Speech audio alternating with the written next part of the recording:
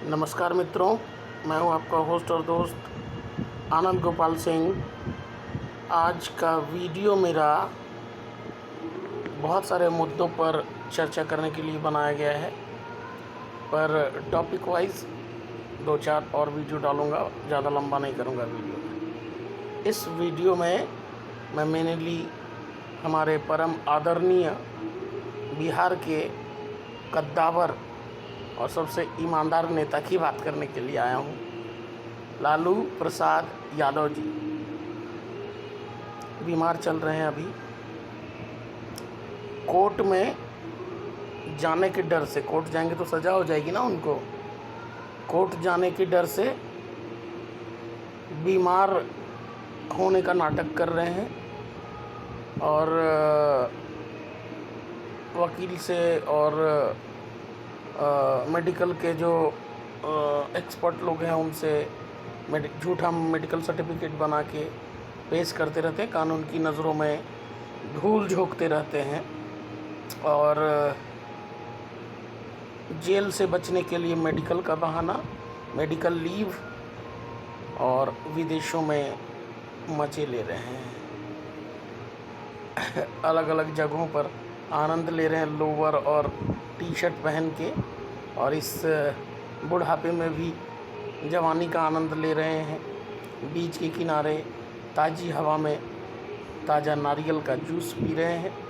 और हमारे देश का ये दुर्भाग्य है, क्या बोले उसको, अनफॉर्चुनेटली हम ऐसा कर रहे हैं कि हमारे देश में जो सबसे बेकार, बेईमान और जिनको एकदम इमीडिएट सज़ा हो जानी चाहिए, वैसे नेताओं की गुलामी करनी पड़ रही है प्रशासन विभाग को, और ये बहुत दुख की बात है। मैं सभी प्रशासनिक सेवा अधिकारियों से भी अपील करूंगा कि अगर वो क्या बोलते हैं, देश की सेवा का संकल्प लिया है आपने, वो सितारे यहाँ पर बैठाए हैं, वो जो मेडल मिला है आपको, आईएएस और आईपीएस की डिग्री जो आपने हासिल की है, एग्ज़ाम क्वालिफाई किया है, मतलब पहले प्रिलिमिनरी टेस्ट निकाला, फिर मेंस निकाला, फिर इंटरव्यू दिया। एक तरह से अभी आईएएस और आईपीएस का एग्ज़ाम निकालना ज़्यादा मुश्किल है बनिस्बत इसके भगवान से भेंट करना। भगवान की अगर भक्ति आप सच्चे दिल से करेंगे तो शायद वो जल्दी आपको दर्शन दे देंगे, पर आप आईएएस और आईपीएस बहुत अधिक त्याग और कष्ट के बाद बनते हैं। घंटों घंटे आपको क्या है कि पूजा से भी अधिक, उपवास से भी अधिक, रोज़ा रखने से भी अधिक कष्टकारी होता है पढ़ना, क्योंकि आपको करंट अफेयर्स पढ़ने पड़ते हैं, आपको जानकारी रखनी पड़ती है पल पल की, आपको हर एक मैटर पर डीप नॉलेज लेना रहता है, और आपको पता नहीं है, एक एस्टिमेटेड आप सिलेबस बनाते हैं, उसके हिसाब से पढ़ते हैं। ठीक है, जीके पढ़ेंगे, जीएस पढ़ेंगे, करंट अफेयर्स पढ़ेंगे, ठीक है, उसके बाद 1 से लेकर 10th तक के एनसीईआरटी के सारे बुक्स पढ़ेंगे, ठीक है, उतना तक पढ़ लिया आपने। पर मैं आपको बोलता हूँ कि जिस राज्य में आप रहते हैं उसी राज्य में का जो इतिहास है ना बीता हुआ, वही बहुत सारे लोगों को नहीं पता होगा। मैं झारखंड का हूँ, हज़ारीबाग ज़िले का।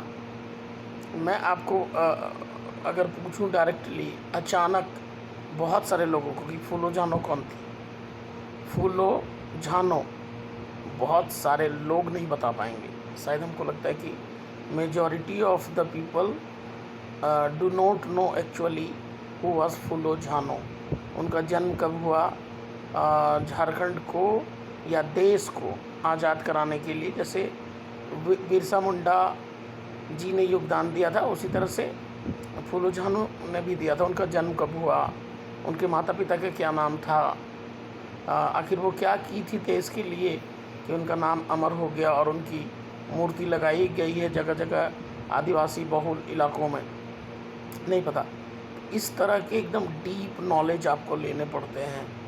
आपको कब अर्थशास्त्र से सवाल कर दिया जाए, कब आपको किस मैटर पर सवाल कर दिया जाए, आपको कुछ नहीं पता। एक मैंने देखा था दृष्टि IAS एकेडमी का में, वो विकास देवी कीर्ति सर और बाकी लोग जो इंटरव्यू लेते हैं, इंटरव्यू सेशन मैं देख रहा था। भूत चढ़ा हुआ था मेरे पर भी कि IAS बनूंगा, और ये वो तैयारी भी की थी बहुत दिनों तक। उसमें क्या है, देख रहा था कि मतलब वो पूछते हैं, और भी बहुत सारे लोग होते हैं उसमें, विकास देवी कीर्ति ही नहीं होते, और भी एक से एक विद्वान लोग होते हैं जो कि कहीं ना कहीं सिविल सेवा अधिकारी होते हैं, रिटायर्ड।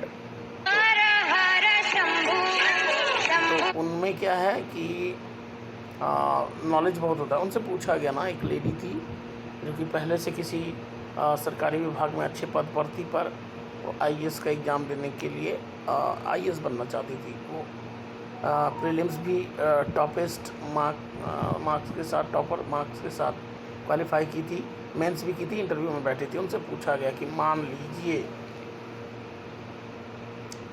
कि आप किसी ज़िले के कलेक्टर बन गए, या आप DC बन गए, या SP बन गए, और आप हैं मुस्लिम धर्म के, या सपोज़ हिंदू धर्म के,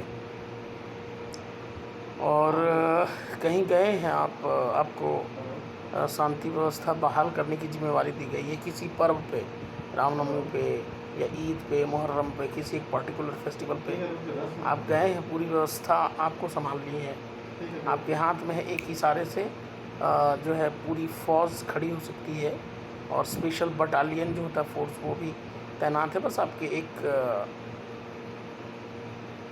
ऑर्डर का इंतज़ार कर रही है। आंसू गैस और लाठीचार्ज और गोलियां भी चला देंगे लोग अगर आपके फौजी हैं, अगर आप इजाज़त दें। और उसमें आप क्या देखते हैं कि अचानक दंगा भड़क गया हिंदू और मुस्लिम भाइयों में किसी कारणवश, और आपका बेटा भी है जो कि 13-14 साल का, वो भी चला गया है उस मतलब फेस्टिवल में एंजॉय करने, जुलूस में, प्रोसेसन में, और आप हैं वहाँ पर आप व्यवस्था में, और अचानक दंगा भड़का। तो देखिए आप कि लड़ाई हो रही थी कि तलवार कट्टा सब निकाल लिए हैं और मार शुरू हो गया एक दूसरे को। आप उसको क्या है कि कंट्रोल करने के लिए यथाशीघ्र कोशिश करें। अचानक हमने क्या देखा कि आपके बेटे को एक तलवार यहाँ पे ऐसे करके लगी और खून की धार बहना शुरू हो गई। एक वो बेटा जिसको आपने पाल पोस कर बड़ा किया है, अपनी छाती का दूध पिलाया है, 9 महीने कोख में रखा, उसके लिए आपकी ममता जो है वो ललकार कर कह रही है कि बस ख़त्म कर दो सबको, अपने बेटे को बचाओ। और दूसरा तरफ से आपका फ़र्ज़ है जो आपको ऐसा करने से रोक रहा है कि एक बेटे की जान जाती है और लाखों लोगों की जान बचती है, तो लाखों लोग को प्रायोरिटी देना सही रहेगा। आप क्या करेंगे? आप अगर गोली चलाने का, लाठी चार्ज करने का आदेश देते हैं, और वो सारे फौजी और सारे आपके प्रशासनिक अधिकारियों को भी ये बात बहुत बुरी लग रही है, उनको लग रहा है कि बस एक मौका मिलता तो फाड़ देते सबको, और आपका बेटा ही है, और उस स्थिति में आप क्या करेंगे? कैसे मैनेज करेंगे? क्या करेंगे? सबको लाशें बिछा देंगे, या फिर एक अपना बेटा खोकर और फ़र्ज़ के लिए एक मिसाल कायम करेंगे, शांति व्यवस्था बहाल करेंगे? आप क्या करेंगे? तो इसका बहुत टिपिकल आंसर ही देकर निकली वो, क्योंकि टिपिकल आंसर देकर ही वो निकली। ये सही भी है। उसने दिमाग लगाया, थोड़ा 2 मिनट के लिए सोचा और कहा कि मैं वैसे तो ऑर्डर नहीं दूंगी कि सबको, हिंदू, मुस्लिम, सिख, ईसाई जो भी हैं वहाँ पर आपस में दंगा अगर भड़का है धर्म को लेकर, तो सबको मार ही डालूँ, ऐसा ऑर्डर मैं नहीं दूंगी। बल्कि मेरे जो CRP और कमांडो और स्पेशल बटालियन फोर्स और जिला पुलिस, स्टेट पुलिस जो खड़ी है, उनको मैं ये ऑर्डर दूंगी, पहले सबसे पहले सामने बुलाकर कान में बोलूँगी कि मेरे बेटे को तो लग गया, अब अगर थोड़ा सा पावर तुम लोग को दिखाना है, मारो मत इन लोग को, मेरे बेटे को उनके चंगुल से निकालो तुरंत। वो घायल हो गया, तुरंत निकालो, और निकाल कर मैं उसको इमीडिएट मेडिकल हेल्प दूंगी, उसको बचाने की पुरजोर कोशिश करूंगी। और एक फ़र्ज़ की राह में जो जो चीज़ हो सकती है उस समय के लिए बढ़िया, जो कि और ज़्यादा दंगा ना भड़काए और हिंदू मुस्लिम और बाकी लोगों में शांति फिर से स्थापित हो, ऐसा कुछ करूंगी। वो पास हो गई। तो फ़र्ज़ की राह में बहुत सारे रोड़े आएंगे, बहुत सारी अटकलें आएंगी। डिसाइड आपको करना है कि आप भावनाओं में बहते हैं या सही फैसला लेते हैं। देखिए, फ़र्ज़ के लिए आपको बीवी, बच्चे और पूरा अपना जो परिवार है खुद का, उन सबको कुर्बान करना पड़ेगा, तभी आप अपने फ़र्ज़ को सही से अंजाम दे पाएंगे। अब इसमें क्या है, एक बात और है कि सारे हिंदू बुरे नहीं होते, सारे मुस्लिम भी बुरे नहीं होते। जिसने कहा था कि हिंदू मुस्लिम सिख ईसाई हम सब भाई भाई, वो बेवकूफ़ नहीं थे, बहुत महान टाइप के लोग थे। राम प्रसाद बिस्मिल आपके हो गए, ये मंगल पांडे या आपके रविन्द्रनाथ टैगोर, ठीक है, उसके सुभाष चंद्र बोस, चंद्रशेखर आज़ाद, भगत सिंह और भी बहुत सारे लोग, ठीक है, खान अब्दुल गफ्फार खान। अगर गांधी जी से मुझे पर्सनली, जहाँ तक मैं जानता हूँ, कंपैरिजन करने के लिए कहा जाए तो मैं गांधी जी से ज़्यादा बेटर बोलूँगा सीमांत गांधी, जिनको कहा जाता था खान अब्दुल गफ्फार खान। थे भले ही मुस्लिम, पर उनको क्या है कि देश से बहुत प्रेम करते थे। पर यहाँ के लोगों ने, राजनीति आज भी गंदी है, कल भी गंदी ही थी, परसों भी गंदी ही थी, आने वाले टाइम में और गंदी ही रहेगी। राजनीति जो करते हैं ना नेता, वो क्या है कि आपका घर जलाकर रोटी सेक कर बटर लगा के खाते हैं उसमें। कभी लड़ाते हैं धर्म के नाम पे, कभी लड़ाते हैं जाति के नाम पे, कभी लड़ाते हैं किसी अन्य मुद्दे के नाम पे। नेता और रंगा सियार में कोई अंतर नहीं होता है। ये ऐसे भेड़िए हैं जो कभी हिरन की खाल पहनकर हिरन के झुंड में बैठ जाएंगे, कभी शेर की खाल पहनकर शेर के झुंड में, कभी हाथी बन जाएंगे, कभी कोई दूसरा रूप बना लेंगे। तो इनको पहचानना, सब एक ही थाली के चट्टे बट्टे हैं। संसद भवन में और बाकी जगहों पर बहस खूब चलती है कि एकदम आपस में लगता है कि एकदम वाह, मेरे दिल की जो बात थी मेरा नेता बोल रहा है, मेरा रिप्रेजेंटेटिव। पर ऐसा अगर हो तो बहुत बढ़िया बात है, होता नहीं ऐसा। कब कौन कैसे पलटी मारेगा कोई नहीं जानता। नेता का पर्यायवाची शब्द मैं आपको बता रहा हूँ सही। बेपेंदी का लोटा इज इक्वल टू नेता। बेपेंदी का लोटा इज इक्वल टू नेता। अब उस टाइप में मोदी जी नहीं है। I love Modi ji, I love Yogi ji, I love Nirmala Sitharaman, I love कौन गहलोत जी हैं, वो शिवराज सिंह चौहान, रमन सिंह और भी बहुत सारे नेता।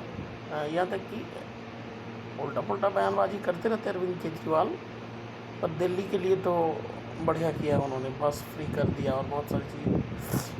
तो जो लोग काम करेंगे वो किसी भी पार्टी के हों, मुझे कोई फ़र्क नहीं पड़ता, ठीक है। और किसी धर्म से मैं ज़्यादा प्रेम करता हूँ ऐसी भी कोई बात नहीं है। अगर धर्म उसे प्रेम करता तो मेरे आइडियल APJ अब्दुल कलाम नहीं होते। हमें APJ अब्दुल कलाम से बहुत अगाध प्रेम है, नफ़रत है सिर्फ कसाब जैसे लोगों से। हमें कसाब नहीं चाहिए, हमें हर घर से, हर मुस्लिम भाई के घर से एक कलाम चाहिए। हमें बिस्मिल्लाह खान चाहिए, बिस्मिल्लाह खान, जिनके दादा परदादा पूर्वज बनारस, काशी, हिंदू जो मंदिर है वहाँ पर शहनाई बजाते थे। शहनाई का मास्टर अभी भी, आज भी या आने वाले टाइम में भी बिस्मिल्लाह खान से ज़बरदस्त कोई नहीं होगा।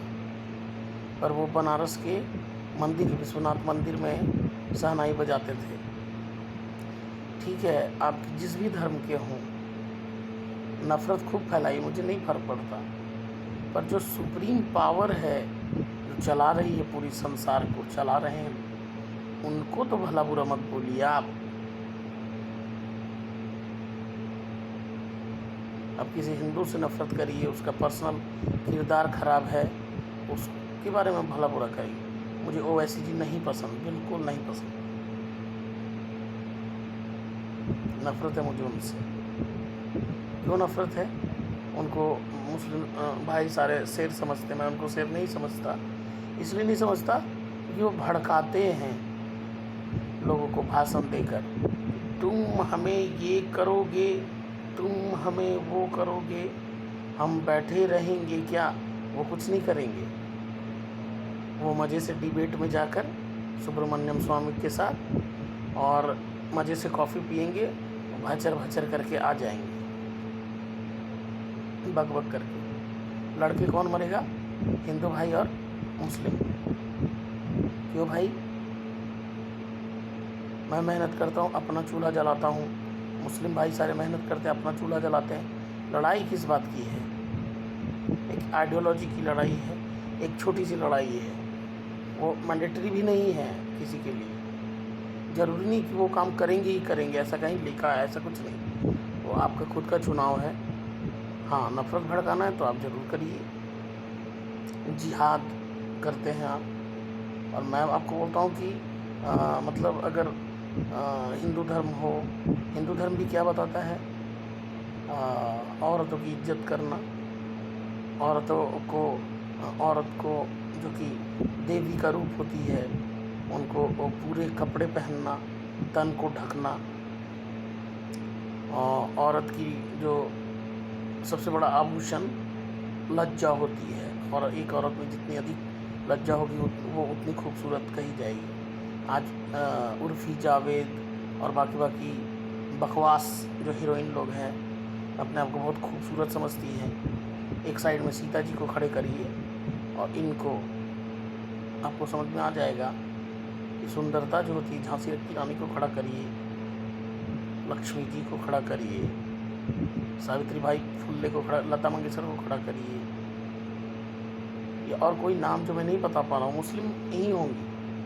अब मुस्लिम में तो पर्दा प्रथा जो है, पूरा तन ढकने के लिए लिखा हुआ है कुरान। तन जो है, शरीर नुमाइश करने की चीज़ नहीं है। आप सोच कर देखिए, दो लड़की को आप लीजिए एग्जाम्पल के तौर पे, ठीक है, एक को पूरा बहुत बढ़िया वस्त्र पहनाइए, साड़ी, और पूरा आभूषण, पूरा मेकअप, पल्लू सब लेकर, ठीक है, यहाँ तक ही पल्लू रहे, ये अभी देखना है आपको। उसकी खूबसूरती देखिए, और एक दूसरी औरत जो बहुत खूबसूरत है, बिना कपड़ों के खड़ा कर दीजिए, आपको खुद समझ में आ जाएगा कि अंतर कहाँ है। आज मुझे सबसे मेरी फेवरेट हीरोइन कौन है बताऊं? कीर्ति सुरेश। उनकी मूवीज़ देखिए, उनसे खूबसूरत कोई नहीं है हीरोइन, और उनके संस्कार देखिए। और आज की सारी हीरोइन जो है बिना कपड़े, जितना अधिक क्या बोलते हैं उसको, बिकनी सीन रहेगा, उतना अधिक ये मैंने मूवी इनकी हिट होगी। कहाँ जा रही है हमारी संस्कृति? कहाँ जा रहा है?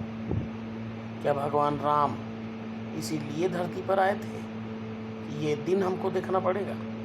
क्या भगवान कृष्ण इसीलिए इस धरती पर आए थे कि आज ये उर्फ़ी जावेद जैसे लोग हमें लीड करेंगे, और वो माइक पे पूरा गर्व के साथ भाषण देती है कि एकदम वो अपने आप को जस्टिफाई करती कि सही है वो। बताइए मुस्लिम भाई ही बताइए, क्या आपके कुरान में ये लिखा हुआ है? ऐसे करना, लज्जा को ऐसे ही नुमाइश करना शरीर को, ऐसा लिखा हुआ है कहीं? सभी हिंदू भाई बताइए, बॉलीवुड की जो हीरोइन है, हीरो है, कपड़ा खोल के कहीं भी रेडियो लेके और ऐसे पूरा, अभी रणवीर सिंह ही किए जो, कहाँ से सही है वो? क्या सीखेगा? मेरा बेटा है अभी 2 साल का, क्या सीखेगा इनको देख कर वो?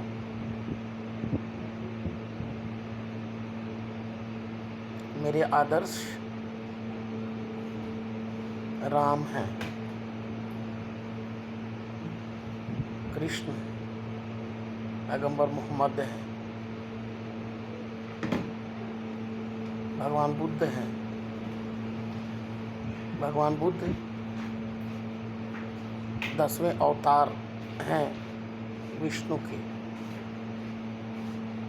ऐसा माना गया है। सिद्धार्थ एक राजा जो कि एक अलग खूबसूरत धर्म की स्थापना कर ली, बौद्ध धर्म। बुद्धम शरणम गच्छामि, बोध गया में बसता रहता है। उनकी आइडियोलॉजी को पढ़िए यार, हर धर्म की अच्छी अच्छी पुस्तकें पढ़िए, उनमें जो अच्छी चीज़ है वो तो फॉलो करने लायक है ना, उसको फॉलो करिए। हु इज़ बेटर, ये मत, इस पे मत चलिए, ये डिबेट का मुद्दा होना ही नहीं चाहिए। हर व्यक्ति में कुछ अच्छाई जैसे होती है, कुछ बुराई होती है, वैसे ही हर धर्म में भी केवल अच्छा ही है, बुराई नहीं है। धर्म सबसे बड़ा है, जिसका पालन खुद भगवान ने भी किया है यहाँ आकर। राम जी क्या कहा के गए थे? रघुकुल रीत सदा चली आई, प्राण जाए पर वचन न जाए। अगर वचन दे दिया कि तुम्हारी रक्षा करूँगा आ रहे, तो फिर आपके विपरीत कौन खड़ा है मतलब नहीं। ज़्यादा से ज़्यादा क्या होगा? आपकी जान चली जाएगी। वीर गति को प्राप्त करना, शहीद हो जाना कहीं बेहतर है तलवे चाट कर जीवित रह जाने से। मर जाएंगे, क्या बोलते कि वीरों का, रावण ने एक बात बहुत अच्छी कही थी कि वीरों का शान मरने में भी है और जीने में भी है। अच्छाई के लिए लड़ते हुए शहीद होइए। ठीक है, बहुत बहुत धन्यवाद। मिलेंगे अपने किसी दूसरे वीडियो में, तब तक अपने आप को मोटिवेट रखिए। Keep motivated, keep loving your family, because family is very much important than anybody else on the earth. चाहे वो आपकी गर्लफ्रेंड ही क्यों ना हो, उसके लिए अपने परिवार को छोड़ रहे हैं। मैं उन लड़कियों को बोलता हूँ जो किसी नए लड़की के साथ भाग जाती है और अपने माता पिता के पूरे त्याग को, पगड़ी को डुबा देती हैं। मेरा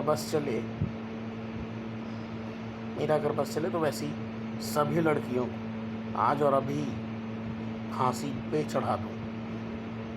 आप सबको मिल के मेरा जो बिगाड़ना होगा, वेलकम है। I am ready to face you all. आपकी सारी थीसिस, आपका सारा कानून आपके बैग में डाल दूँगा। गलत है वो गलत है। आज भारत डेवलप कर गया, वेस्टर्न कल्चर तो पूरा आ गया। अंग्रेज यहाँ से गए और गुलामी का एक बीज बो के चले गए। चाय और कॉफ़ी लेके आए, शर्ट पैंट की वजह से अब वो अंग्रेज लोग हमको फॉलो करते जा रहे हैं और हम कपड़े उतारते जा रहे हैं। वो पूरा कपड़ा पहनना शुरू कर रहे हैं, हम उसको भी उतारते जा रहे हैं। आज सारे विदेश, अमेरिका, ऑस्ट्रेलिया, बाकी सारे देश हमको फॉलो करते हैं। आज अमेरिका में आप जाएंगे, ऑस्ट्रेलिया में जाएंगे तो बड़े बड़े बैंक में, बड़ा कोई पब्लिक प्लेस पे वृद्ध लोगों के लिए बैंक में बिस्किट रखा हुआ रहता है, मिक्सचर रखा हुआ रहता है, फ्री चाय की व्यवस्था होती है। कोई भी बुजुर्ग आए, थक जाए तो अपना मन से उसमें जितना बिस्किट खाना निकाले, खाए, पानी पिए और वहाँ से जाए। कितना बढ़िया सोच है उनका। हमारे देश में कोई लाचार ऐसे हाथ फैला के ये करता रहता है, उसको 2 रुपया नहीं देते, लोग बढ़ते जाते हैं। भले उस पैसे से करोड़ रुपए का दारू पी जाएंगे और 10 रुपये नहीं देंगे उनको। ऐसी सोच के लोग हैं हम। आप अपने मन में सोचते रहिए कि आप बहुत महान हैं, पर कभी अपने गिरेबान में झांक कर देखिए, सड़ा हुआ है आपका पूरा गिरेबान। ठीक है, बहुत बहुत धन्यवाद। मिलेंगे अपने किसी ऐसे ही वीडियो में, तब तक बने रहिए हमारे साथ। और अगर वीडियो अच्छा लगा तो शेयर करिए, लाइक करिए, मेरे चैनल को सब्सक्राइब करिए। बहुत बहुत धन्यवाद। आपका दिन शुभ हो। शुभ रात्रि। हर हर महादेव।